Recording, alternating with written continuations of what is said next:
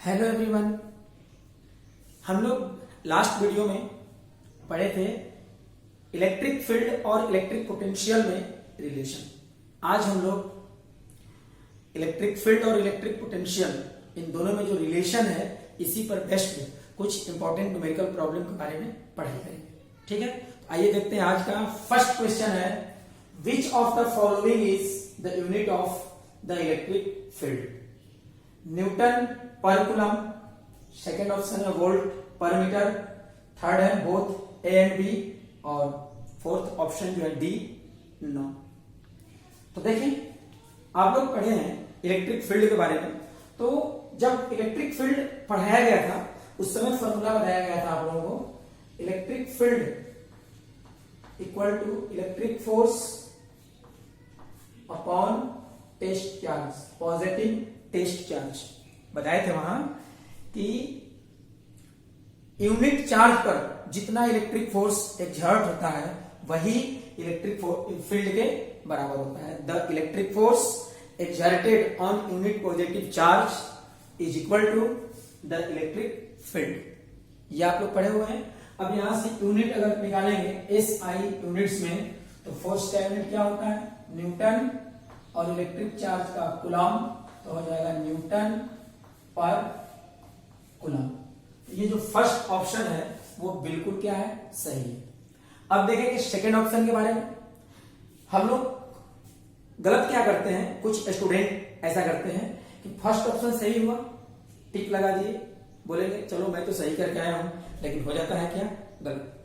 जब भी हम लोगों को ऑब्जेक्टिव टाइप न्यूमेरिकल बनाना हो, मल्टीपल ये चॉइस क्वेश्चन अगर रहे और उसे सॉल्व करना हो, तो सबसे पहला काम करना है, ऑप्शन पूरा पढ़ेंगे, पहले देखेंगे, विचार करेंगे, समझेंगे, और जब लगे कि नहीं ये ऑप्शन सही होना चाहिए रियल में, तो हम लोग उसे टिक लगाएंगे।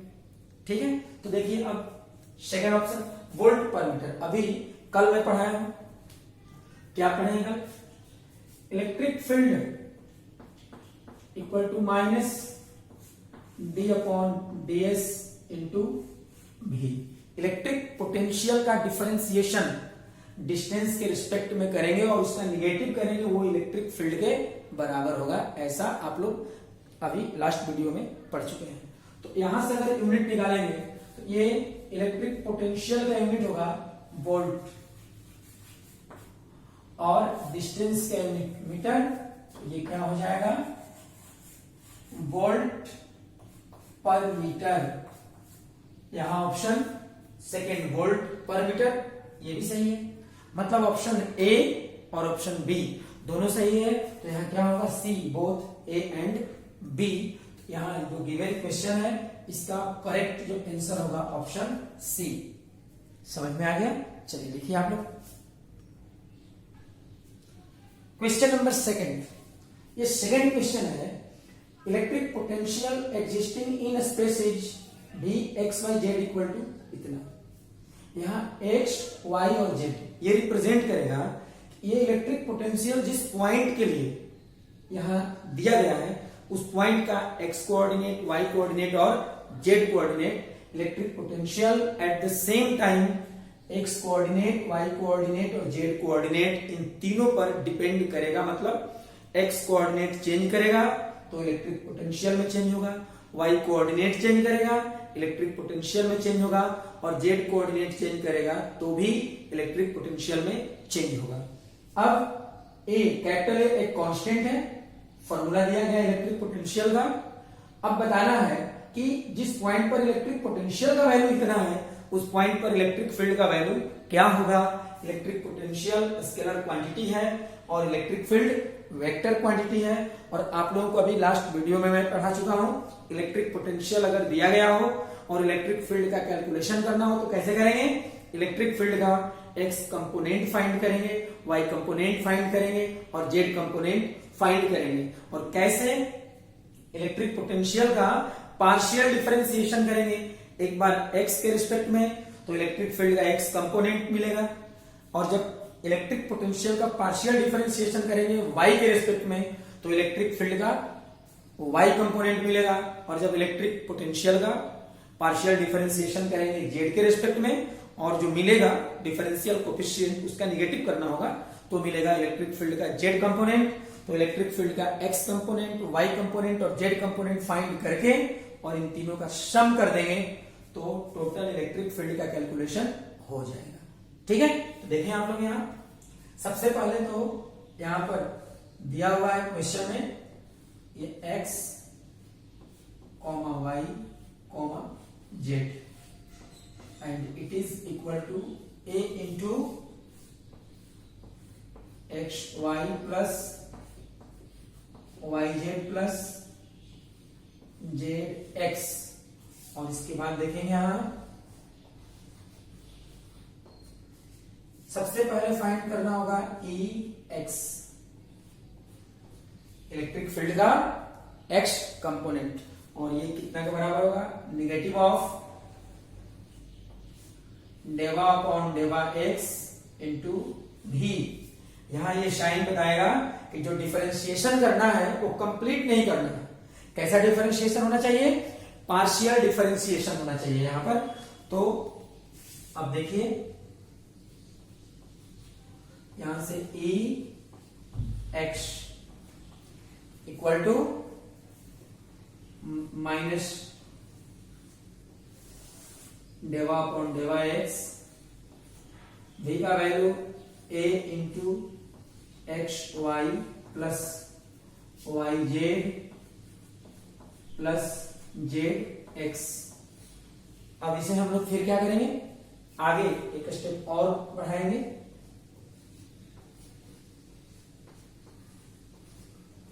एक्स इक्वल टू, देखिए कांस्टेंट को पहले से बाहर करना होगा, तो यहां माइनस ए, इसे अलग कर दें और तब यहां होगा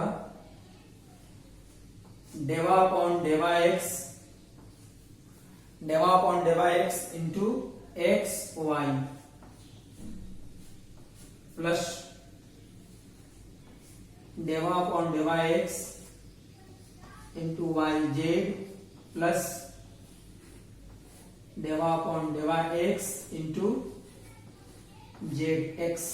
अब यहां देखिए पार्शियल डिफरेंशिएशन में क्या होगा, इसमें बताया गया था जिसके रिस्पेक्ट में डिफरेंशिएशन करना है केवल वही वेरिएबल होगा और बाकी सबको कांस्टेंट मानेंगे। जैसे यहां x के रिस्पेक्ट में डिफरेंशिएशन करना है तो x को वेरिएबल मानेंगे, y और z दोनों को कांस्टेंट मानेंगे हम लोग। यहां देखिए अब यहां से E x equal to minus a, x variable है, y कांस्टेंट है, y को बाहर करना होगा यहां, डेवा अपॉन डेवा x into x plus Y z, दोनों कांस्टेंट है। कांस्टेंट का जब डिफरेंशिएशन करेंगे तो डिफरेंशियल कोफिशिएंट क्या होता है, 0, और यहां जेड कांस्टेंट को बाहर करेंगे, डेवा अपॉन डेवा एक्स इंटू एक्स। तो क्या होगा यहां E x equal to minus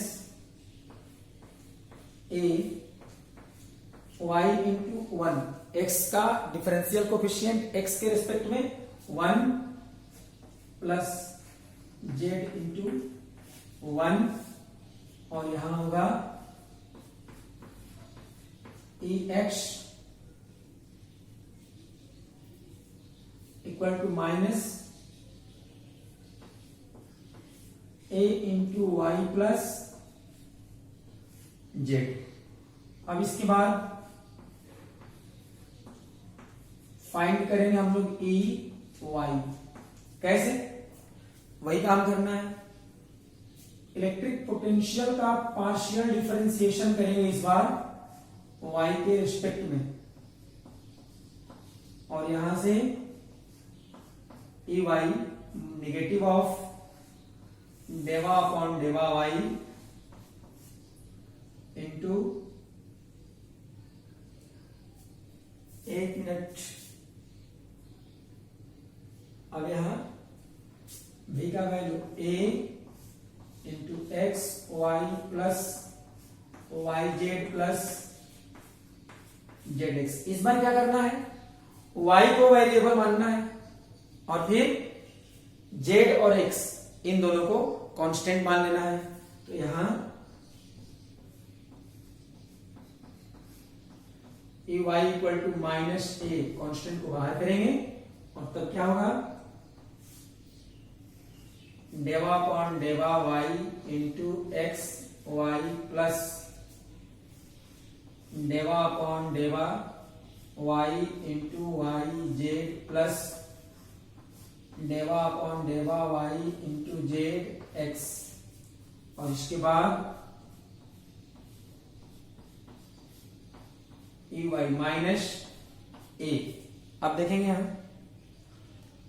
सबसे पहले ना y तो वेरिएबल है, x कांस्टेंट है, कांस्टेंट वेरिएबल के साथ हो तो वेरिएबल कांस्टेंट को पहले बाहर करेंगे, डेवा अपॉन डेवा y into y plus z को बाहर करेंगे, डेवा अपॉन डेवा y इंटू वाई प्लस 0, क्योंकि इस बार जेड और एक्स दोनों कांस्टेंट है और कांस्टेंट का जब डिफरेंशिएशन करेंगे तो डिफरेंशियल कोएफिशिएंट 0 के बराबर होता है।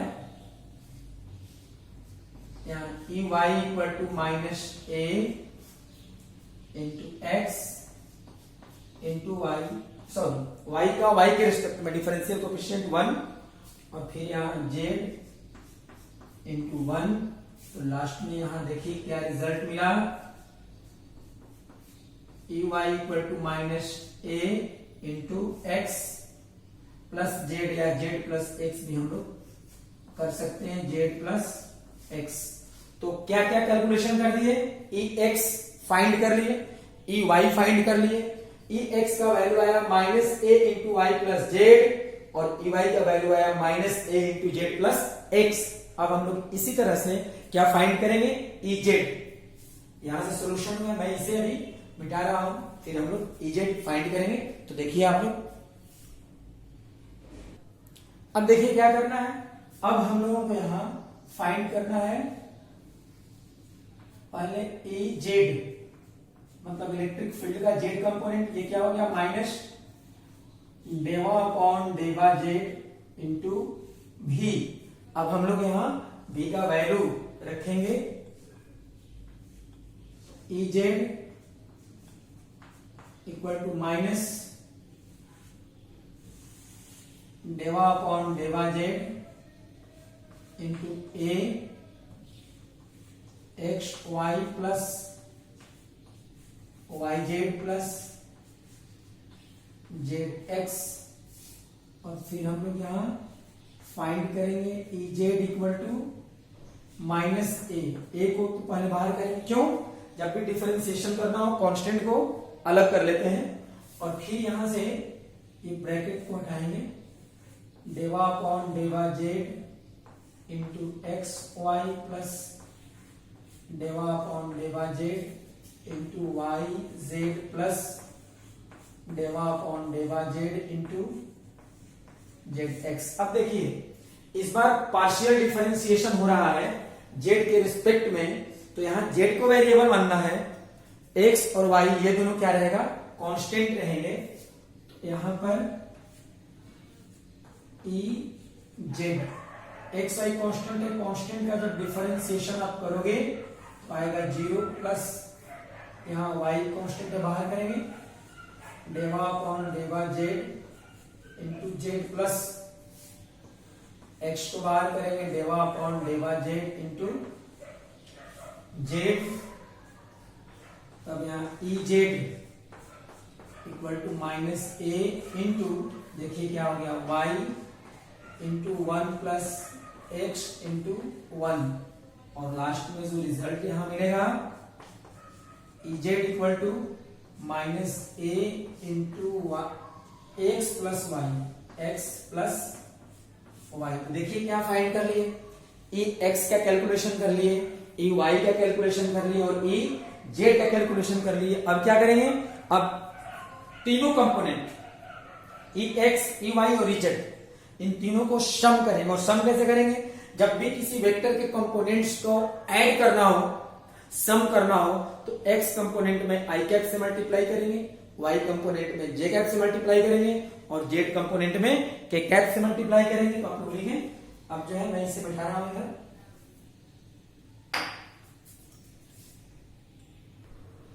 अब देखेंगे आप लोग, यहां लिखना होगा now comma the electric field, electric field E vector equal to EX into i cap plus EY into j cap plus EZ into k cap. और यहां वैल्यू रखोगे आप लोग, EX का वैल्यू है -A into y plus z into i cap. फिर याद रखिए ई वाई का वैल्यू है -A into z plus x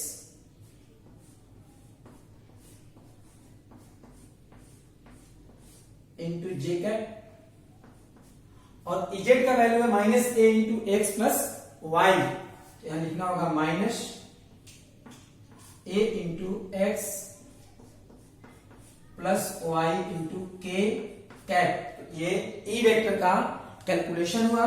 E vector equal to -A into y plus z into i cap -A into z plus x into j cap और -A into x plus y into k cap. तो ये final result हुआ, electric field का value हो गया। इस question का यही आंसर हुआ फाइनल। ठीक है, लिखें आप लोग। इस क्वेश्चन में जितने भी इक्विपोटेंशियल सरफेसेज दिए गए हैं वो सभी प्लेन इक्विपोटेंशियल सरफेसेज हैं। कैसे हैं? Plane equipotential surfaces. और एक बात ध्यान देना है, यहां जितने भी इक्विपोटेंशियल सरफेसेज हैं सब के सब एक दूसरे के पैरेलल है। और जहां भी पैरेलल इक्विपोटेंशियल सरफेसेज अगर मिले और प्लेन मतलब प्लेन और पैरेलल इक्विपोटेंशियल सरफेसेज अगर मिलते हैं तो आपको समझ में आ जाना चाहिए कि यहां पर इलेक्ट्रिक फील्ड कैसा होना चाहिए, यूनिफॉर्म होना चाहिए।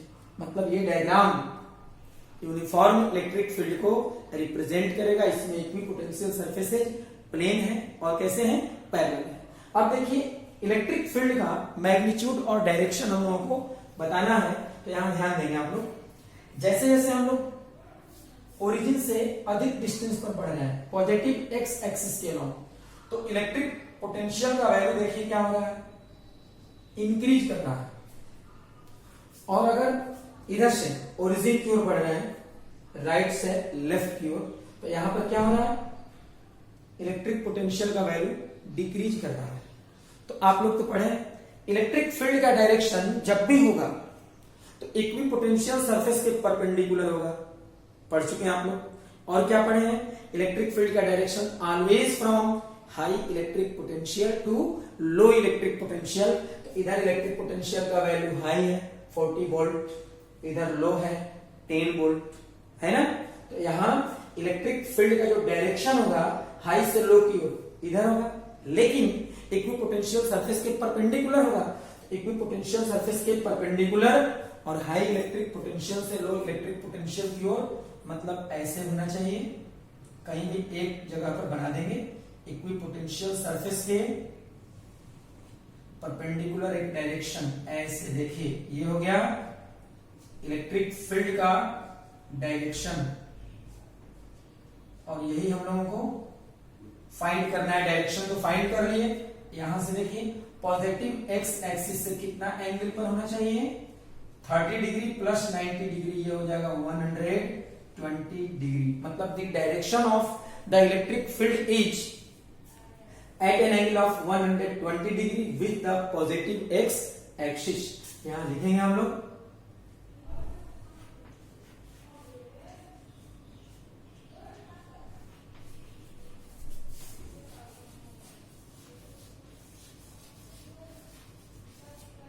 the direction of E vector equal to at an angle of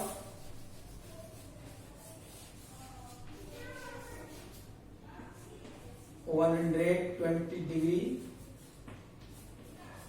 with positive x axis या पॉजिटिव एक्स डायरेक्शन भी हम लोग कर सकते हैं। अब देखिए इलेक्ट्रिक फील्ड का मैग्नीट्यूड, तो आप लोग पढ़े हुए हैं कि किसी भी इलेक्ट्रिक फील्ड में चेंज इन इलेक्ट्रिक पोटेंशियल का फॉर्मूला होता है -T into delta r into cos theta, where theta is the angle between E vector and delta r vector. E vector equal to electric field और delta r vector equal to displacement. Clear हो गया? अब यहां देखिए ये formula कब applicable है? जब इलेक्ट्रिक फील्ड कैसा है? यूनिफॉर्म है। इलेक्ट्रिक फील्ड कैसा होना चाहिए? यूनिफॉर्म। तो यहां पर आप देखना है, ये डिस्प्लेसमेंट लेंगे इलेक्ट्रिक फील्ड का, तो हम लोग को निकालना है क्या? मैग्नीट्यूड। तो यहां पर हम आपको सोचना है कि हम लोगों को इधर से इधर जाना है, इधर किसी भी डायरेक्शन में आप जाएं, फॉर्मूला और एंगल वैल्यू सही रखेंगे तो इलेक्ट्रिक फील्ड का कैलकुलेशन सही जरूर हो जाएगा। एक बात याद रखिएगा, यहाँ डिस्टेंस सेंटीमीटर में दिया हुआ है, लेकिन हम लोग जब भी वैल्यू रखेंगे, अगर इलेक्ट्रिक पोटेंशियल वोल्ट में रखते हैं, एसआई यूनिट में हो गया, तो डिस्टेंस का वैल्यू भी मीटर में लेना होगा। ठीक है ना? तो देखिए अगर मान लीजिए हमको बढ़ना है यहां से, अगर हम यहां बढ़ रहे हैं, आप कहीं बढ़ सकते हैं, यहाँ 40 वाले यहां से आप यहां भी आ सकते हैं, यहां से यहां जा सकते हैं। अगर हम यहां से कहां बढ़ रहे हैं? यहां, तो इनिशियल पोजीशन हमारा ये हुआ, फाइनल पोजीशन ये हुआ, तो डिस्प्लेसमेंट का direction from initial to final, अगर यहां से यहां जाइएगा तो डिस्प्लेसमेंट ऐसे मतलब नेगेटिव एक्स एक्सिस के लॉन्ग जा रहे हैं अगर, तो डिस्प्लेसमेंट का डायरेक्शन हो जाएगा इधर।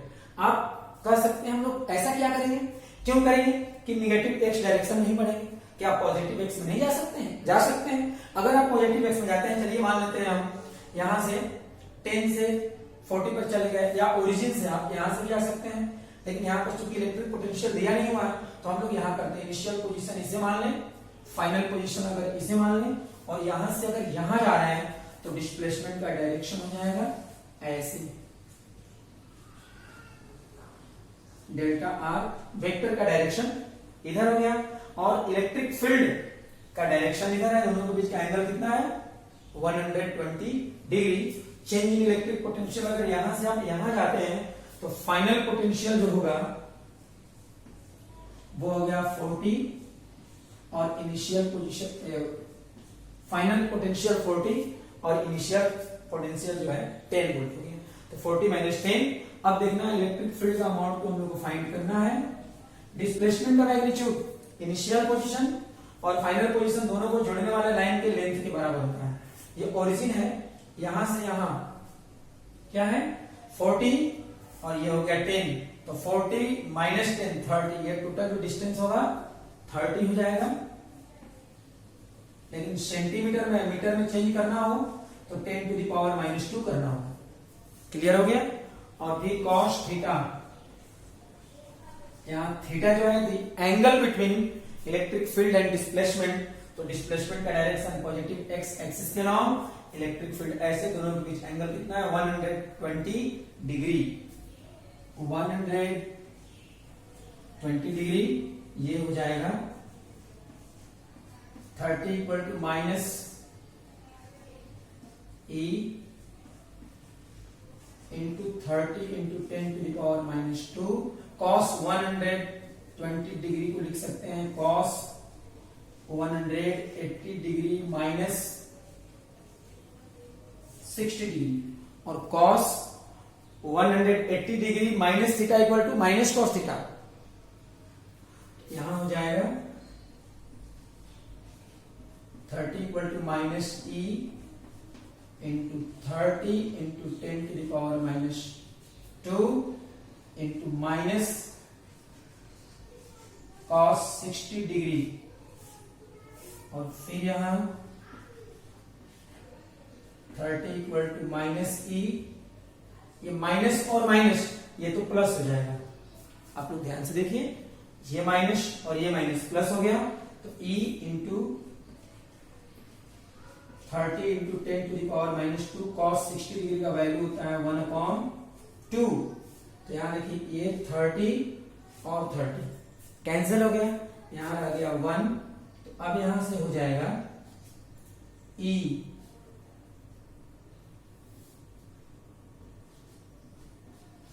Into 10 to the power minus 2 equal to 2 cross multiplication करेंगे, 2 इधर चला जाएगा और E का वैल्यू यहां पर जो है E equal to 2 upon 10 to the power minus 2, यहां हो जाएगा 2 इंटू 10 टू द पावर 2 मतलब 200 न्यूटन पर कूलम, या आप लोग इसे लिख सकते हैं 200 वोल्ट पर मीटर। क्लियर हो गया? तो इस तरह से इलेक्ट्रिक फील्ड का मैग्नीट्यूड भी फाइंड कर दिया हम लोग और इलेक्ट्रिक फील्ड का डायरेक्शन भी फाइंड कर दिए। ये क्वेश्चन बहुत ही कॉन्सेप्ट वाला क्वेश्चन है, इसलिए इस क्वेश्चन को आप लोग अच्छे से पहले समझेंगे। जरूरत पड़े तो वीडियो को एक बार नहीं, 2 बार नहीं, 3 बार भी देखने की जरूरत पड़े तो आप लोग देखेंगे, लेकिन बढ़िया से इसे समझना है। ठीक है, चलिए आज हम लोग इतना ही रहने देते हैं। अब फिर अगले वीडियो में नेक्स्ट डे पढ़ाई करेंगे।